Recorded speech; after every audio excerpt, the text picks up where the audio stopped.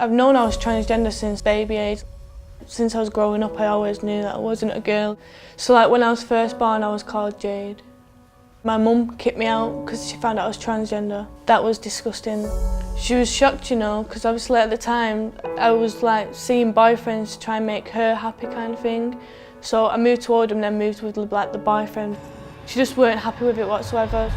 Oldham, I don't like Oldham whatsoever. I cannot stand Oldham. The area is absolutely horrendous. People like who are obviously in these places will get mixed up with the wrong people because people see you're vulnerable.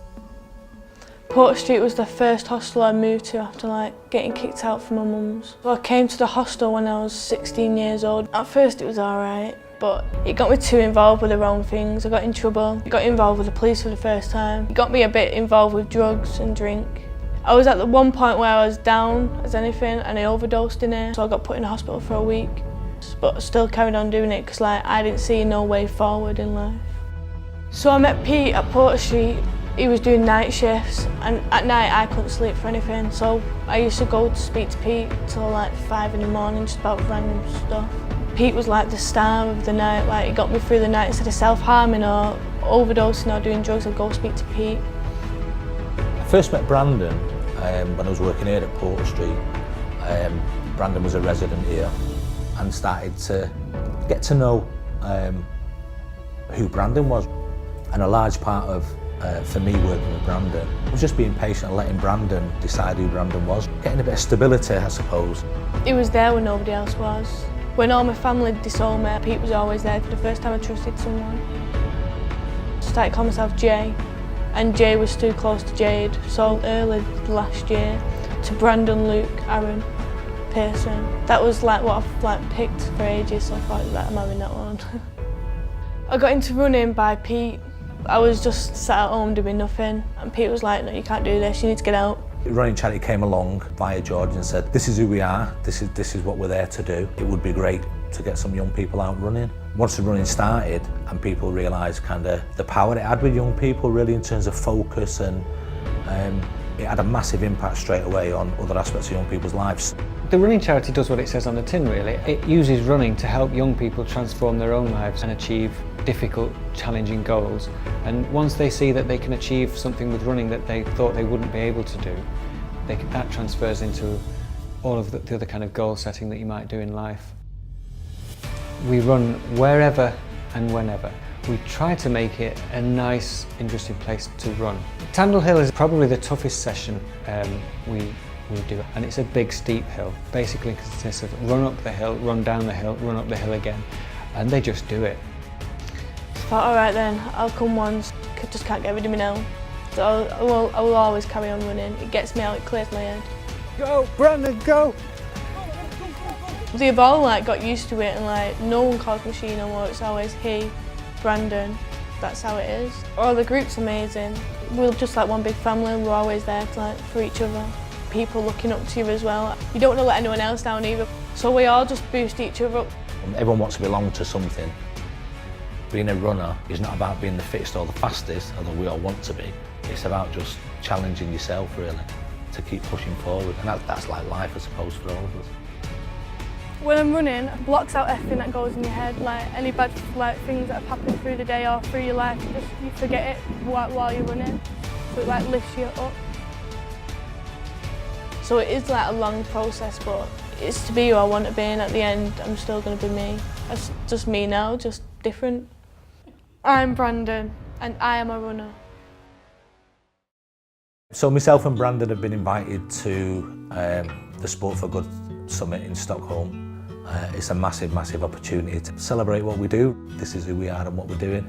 I think it's massively beneficial, yeah. I think it's beneficial in terms of Brandon articulating what he does.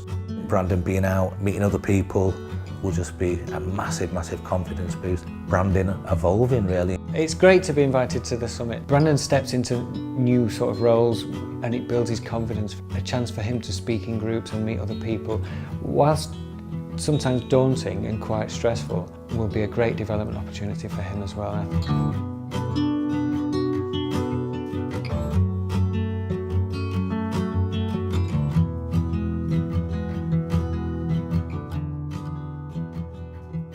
Myself and Brandon and Alex, who's our CEO, who's joined us for the summit.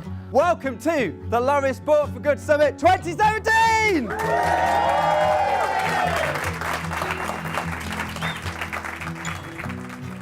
We've been out running. Self and Brandon did a 2.7k run off-road through the forest, all routed and colour-coded.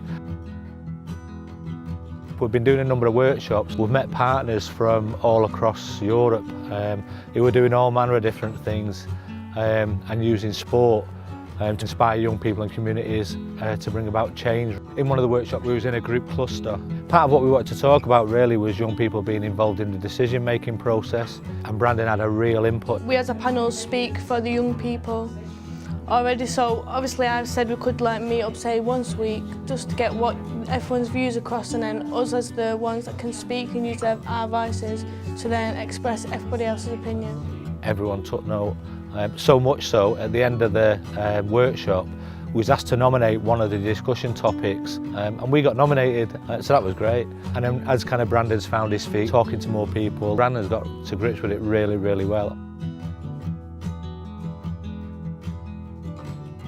Right, so we got the boat from the training centre to Old Town and it was amazing. Yeah, so I've never been on a boat like that before, so yeah, it was really fun. I met Fabio Capello. He was speaking how he thinks it's good that young people have a saying like, today's a lot better than yesterday. I've sort of settled in now. They were all really friendly people. Running's like a parallel to life really.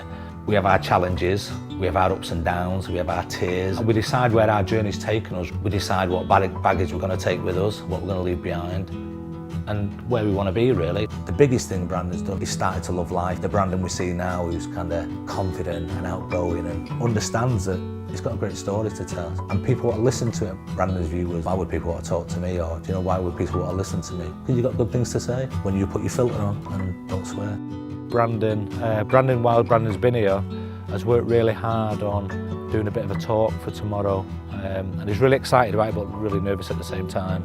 I'm just looking forward to doing my speech now, you know. Even though I weren't all too keen on it, I can't wait now.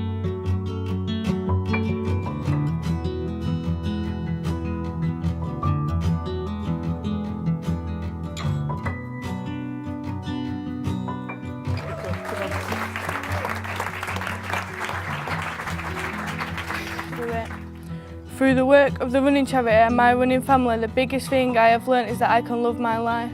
I am Brandon Pearson and I do love my life.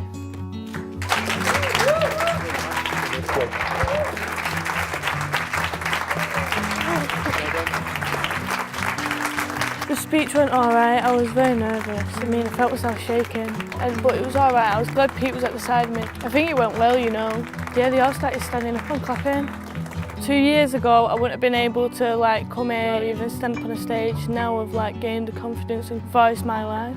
On Monday when I got told to do it, I knew I had to do it anyway, just to for George and Pete, because George is such a good person. I wouldn't want to let him down like that. Brandon to be able to stand up there this morning and do that just shows the journeys Brandon's been on really. Own who you are and love the skin you're in has got to be the biggest achievement of all really. And it's been nice to travel that journey with you a bit, innit? Yeah. Next thing is about kind of you in the marathon, innit? Graduation, and then looking at how we bring you back with your new skill set to work with other young people, I think. Yeah, I've gained confidence being here with all these people because they actually sit and listen. They don't just think they know everything. They ask for your own opinion. I just want to say thank you to Pete, because if it weren't for Pete working with me for as many years as he did, I wouldn't be here now. Here in general or here in life, because he has saved my life. I had hair when I started.